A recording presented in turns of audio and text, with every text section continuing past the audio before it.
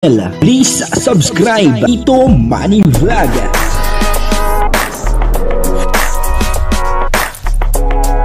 Payagan po si Tito Manny Vlog na mag-reactor para pambiling gamot sa kanya pong karamdaman. Wala man siyang records ng ng awayan. Sa video pong ito yung mapapanood po natin kung paano po sinabi ni Kalingap Dan na gusto niya ay walang ibang kalab team itong si Joy Diwata, kundi siya lang. Grabe, talaga nga naman, binabakura na ni Kalingap Dan itong si Joy Diwata. Kaya po, yan po, ibig sabihin niya na talagang alam na natin, na talagang ang gusto ni Kalingap Dan ay siya lang. Di po ba? Papanoorin po natin yung video at bibigyan po natin siyempre ng konting reaksyon. Pero bago po yan, ako muna po yung bumabati sa inyong lahat ng magandang umaga, magandang tanghali at magandang gabi sa inyong lahat mga kapatid. Saan man kayo ng panig ng mundo naroon ngayon, ay mag-iingat kayo palagi at pagpalain kayo ng ating Panginoon.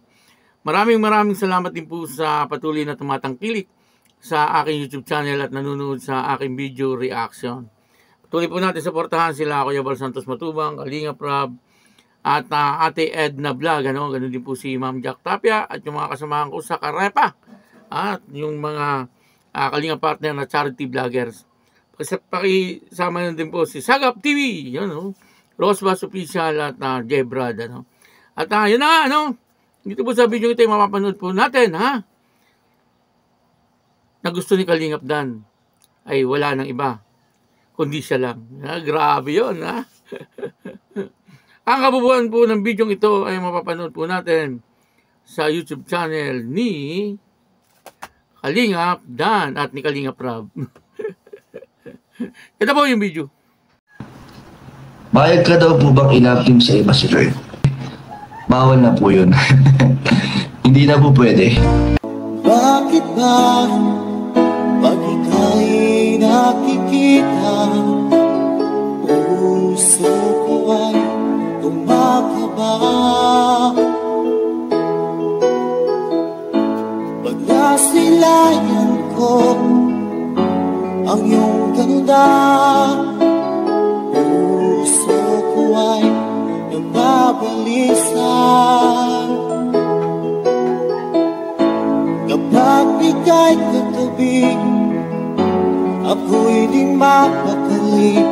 Walang ibang iniisip, di ka lagi. Sinubukan at ikaw ang laman ng puso ko't isipan. Sa araw at gabi, ikaw ang dahilan. Di ako matutulog sa kakaisip sa'yo. Ba't ikaw sila, ikaw ang dahilan.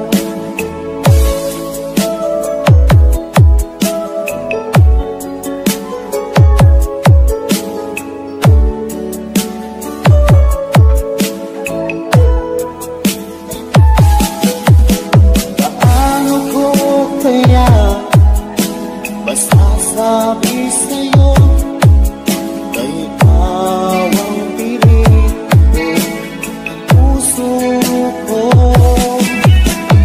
Aking nadarama ay para lang sa'yo. Asahan mo ito siya ay di na maglalaho. Pagkat ikaw ang laman ng puso ko't isipan. Sa araw at gabi, ikaw ang dahilan.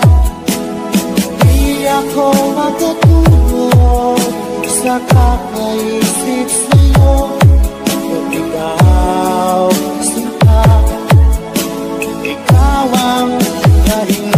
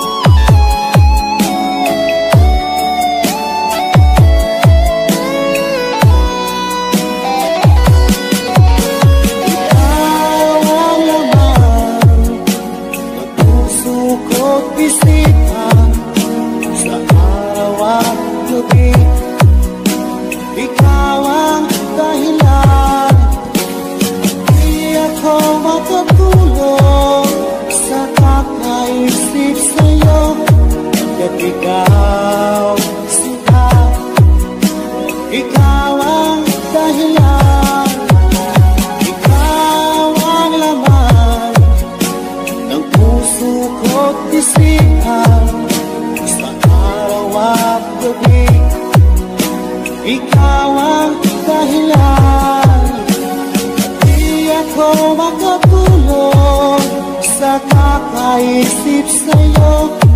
Katingaw siya, ikaw ang mahal.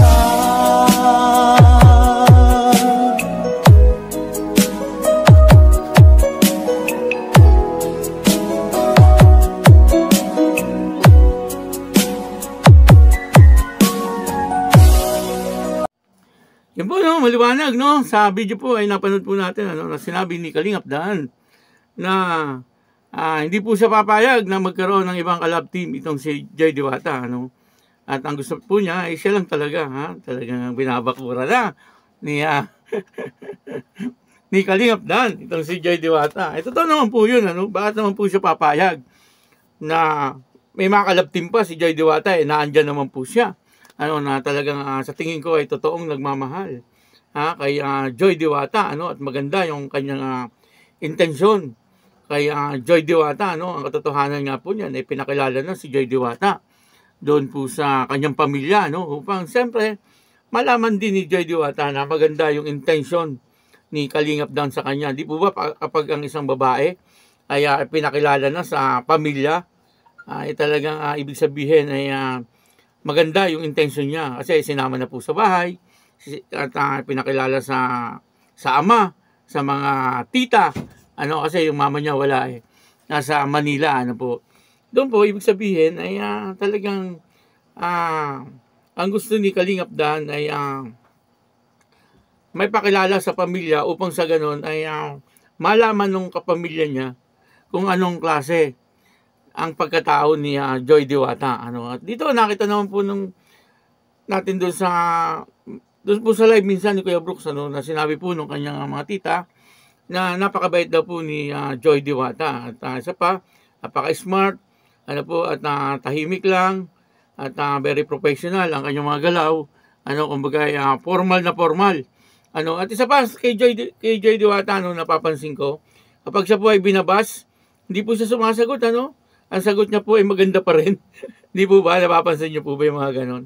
Kaya, sino po ba ang lalaki na hindi magkakagusto dito kay Joy Diwata, no? Bukod sa mabait na, ay maganda, ano? Maganda si Joy Diwata, matalino. Ang iniisip niya ay sa kabutihan. Ano po? Sa kabutihan ng kanyang pamilya. Hindi lang po sa kanya, no? Maging sa kanyang pamilya. Siyempre, iniisip niya ay maging maayos ang buhay ng kanyang pamilya. Kumbaga, ay punong-puno ng pangarap itong si Joy Diwata, no, para sa ikagaganda ng kanyang future, ano. Kaya nga po itong si Kalingap Dan ay grabe ang paghanga niya dito kay Joy Diwata, no. Hindi lang po si Kalingap Dan, ano, nagsasabi niya, ano po, marami po ang nagsasabi na talagang napakabait po ni Joy Diwata. Maski si Kuya Jomar Vlog, sinabi niya yan, na napakabait ni Joy Diwata, ano. Si Kalingap Nigo, ano po, sinabi rin yan, at yung ibang mga K-boys, ano po, na sinabi na talagang napakaganda ng ugali ni Joy Diwata, ano. Kaya si Kalingap Dan, siyempre, ay talagang pinapakita niya naman, ano po, kung anong klaseng meron siyang pagmamahal kay Joy Diwata. At nakikita naman po natin na talagang nandoon yung pagrespeto ni Kalingap Dan dito kay Joy Diwata, ano. Kaya lang, siyempre, ang gusto niya ay wala na pong ibang ma-involve kay Joy Diwata, ano. Kumbaga, siya lang ang tanging lalaki na magiging collab team, ano. Baka po collab team na sa panghabang buhay ni Joy Diwata, itong si Kalingap Dan, ano. Hindi po natin alam, ano. Baka, ano, hindi naman po natin alam ang bukas, ano. Baka talagang sila na pong dalawa nakatadhana. Ano, di maganda, ano po, kung sakaling sila na ay maganda, ano po, marami ang matutuwa na mga sumusuporta po sa Dan Joy, ano. Kumbaga, yung teleserye sa una, nakikita po natin ay nagkikilala pa lang sila. Ngayon, malapit na po sila sa isa't isa. At sinabi naman ni Kalingap Dan, maging mawala man yung love team o teleserye, ay hindi niya iiwan itong si Joy Diwata, ano. Kaya, posible, ano, na mangyari na bandang huli ay silang dalawa talaga ang nakatadhana. Ano po, yan po sa akin ay sarili ko lang na opinion. Ano, kaya na po ang bahala sa inyong mga opinion. Ito po ay ayon lang dun sa nakikita ko, ano, sa takbo ng teleserye. At pwedeng mangyari din na kahit po wala sa harap ng camera, ay pwedeng mangyari din na magkaroon sila ng totoong love team. Ano po, yun naman po ay ano lang, parang sa ngayon ay pangarap pa lang, ano, na pwedeng mangyari. Ano po, kaya yun, ano, maraming salamat po sa inyong lahat. At patuloy lang po natin suportahan, ano, ang Danjoy, kasi siyempre marami po pong mga kaabang-abang na mangyayari dito sa teleserye ng Danjoy, ano po. At maging sa tunay na buhay, aabangan po na aabangan po natin yan. Kasi napakaganda po ng teleseryeng ito. Ano po. At patuloy lang po natin suportahan si Kalingap Dan, ano po. Ganon din po si Kalingap Rob, si Kuya Bal at si Ate Edna. At ako po si Tito Manny Vlog na nagsasabing God bless you all. Diyos mabalos.